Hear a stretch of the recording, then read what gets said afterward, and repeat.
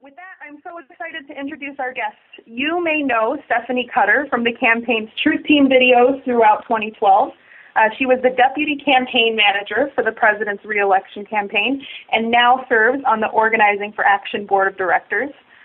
Stephanie brings years of experience in Democratic politics, including with former President Clinton and the late Senator Ted Kennedy.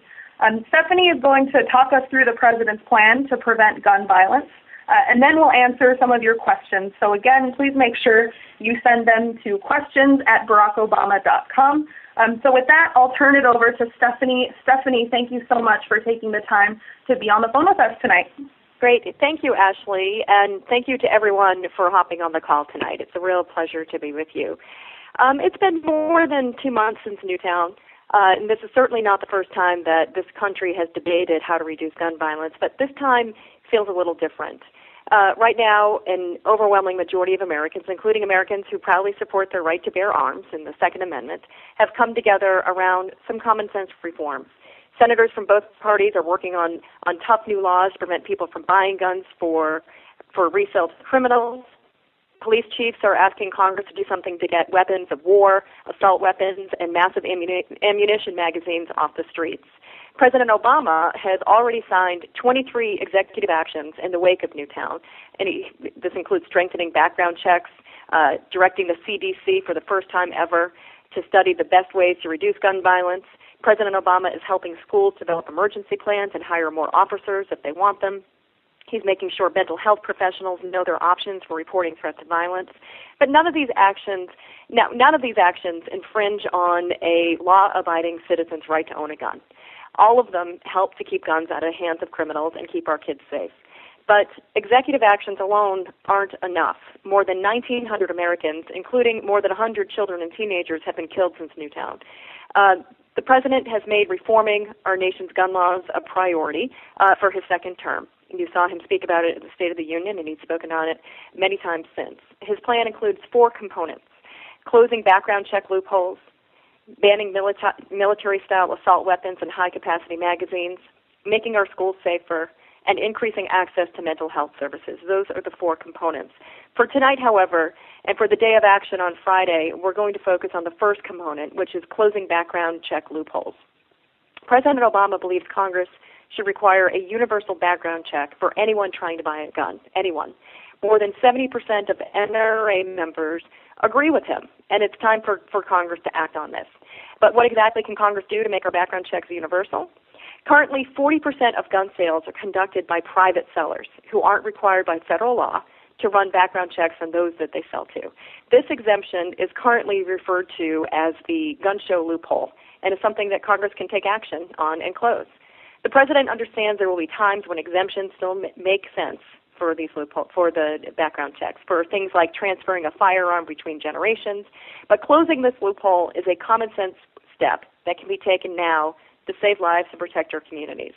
The president is doing his part in this issue by taking specific executive actions that encourage states and federal agencies alike to share the relevant records that can enhance background checks, things like records of criminal history and of persons prohibited from owning guns for mental health reasons. But the president alone can't reform our laws to make background checks universal. This is why we're asking for your help on Friday and over the next several months to make sure your member of Congress knows that you and your community supports this change. Right now, this idea is being debated in the Senate Judiciary Committee, and we're hopeful this will lead to a bill that the Senate will vote on next month, and then move on to the House of Representatives for a vote that will make universal background checks the law of the land. Later in this call, OFA staff will talk about ways you can take action on this. But first, I'd like to open it up for a couple of questions. And I just want to say, before we get to the questions, thank you for everything that you're doing. It's good to talk to everybody again, and we couldn't do this without you. All right. So once again, you can submit your questions by email at questions@barackobama.com. The first question is from Nancy in California. Nancy says, when talking about the issue, you don't say gun control, you say gun violence prevention. Why is that? Well, that's a great question. The issue of guns generally and gun violence is deeply emotional. Whether you're for reforming our current laws, you've been impacted by gun violence, or you believe that gun laws are already too restrictive. it's very emotional. The term gun violence and gun violence prevention not only allows the emotional piece of this issue to carry through the political back and forth, because everybody has a piece of emotion at stake here, but also demonstrates that this isn't about controlling or taking away rights. This is not about taking away guns. It's making sure that they don't get into the hands of criminals or those that shouldn't be using them. We care about gun violence prevention because we care about the safety of our communities and our kids and our families, not because we want to interfere with responsible gun ownership. I hope that helps. Excellent. Thank you, Stephanie. Our next question is from Carlos in Indiana. Carlos says, is there currently legislation on gun violence prevention in the House or Senate, and will reforms be passed as one bill or many small bills? Yes, there is currently legislation that's before the Senate Judiciary Committee. We don't know just yet what that final bill or bills will look like. We're hoping that it's comprehensive, but we're hoping that the Judiciary Committee will finish its work in the next couple of weeks and send it to the Senate floor for a vote. So time is of the essence. If we want to impact what the Senate Judiciary Committee does and what happens on the Senate floor, we have to act now. All right, thank you. The next question is from Edith in Georgia. Edith says, when planning events in our communities around gun violence prevention, who are the best validators that we can highlight through our events? That's a great question, and I know lots of people on this call have great experience with this. As with any issue, the best validators are those who have a personal connection to the issue. So it's whether they've got expertise or they've got experience, anyone who has a story to tell that's connected to gun violence, whether it's protecting our children, educating our children, keeping our kids safe, parents, law enforcement, or victims of gun violence. In this case, a law enforcement official or an elected official in your town would be terrific, or perhaps a member of the faith community or a mother who've dealt personally with the issue of gun violence. You shouldn't be afraid to think about what we call strange bedfellows, so people who you wouldn't expect to speak out on the issue but are compelled to do so by their experience with it. For instance, lots of NRA members out there believed in universal background checks. They'd be great spokespeople if you happen to know anybody, or if you happen to be one. People who have experience with gun ownership, generally, even if they're not an NRA member, would be great spokespeople. So,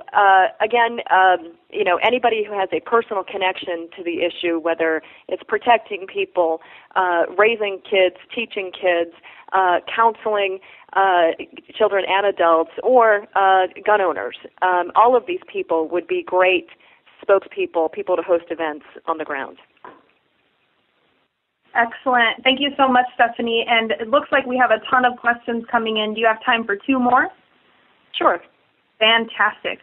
This question is from Sandra. We don't have Sandra's state. When do we expect the House Gun Violence Prevention Task Force to have a report? Or do you know any additional details on that?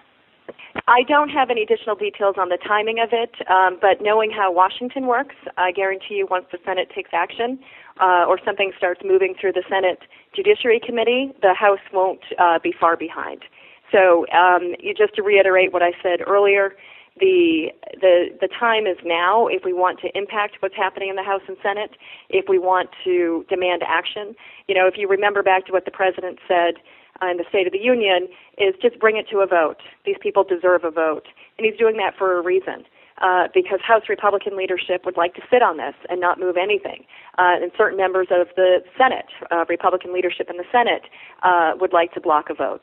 But the more we can mobilize people across the country, make sure that everybody's voices are being heard, we can actually impact what both the House and the Senate move on.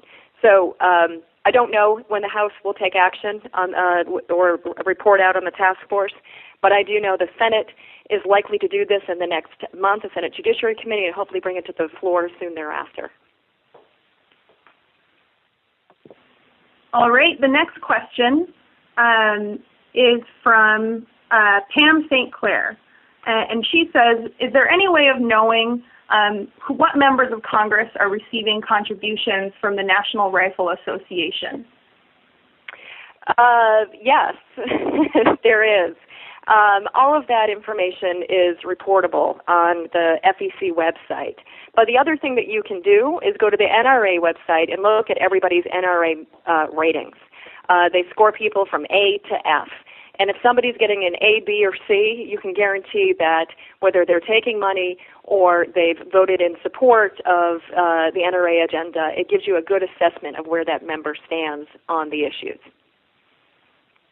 Excellent. Thank you so much for taking the time to talk with us tonight, Stephanie. We appreciate all you do and all you will continue to do.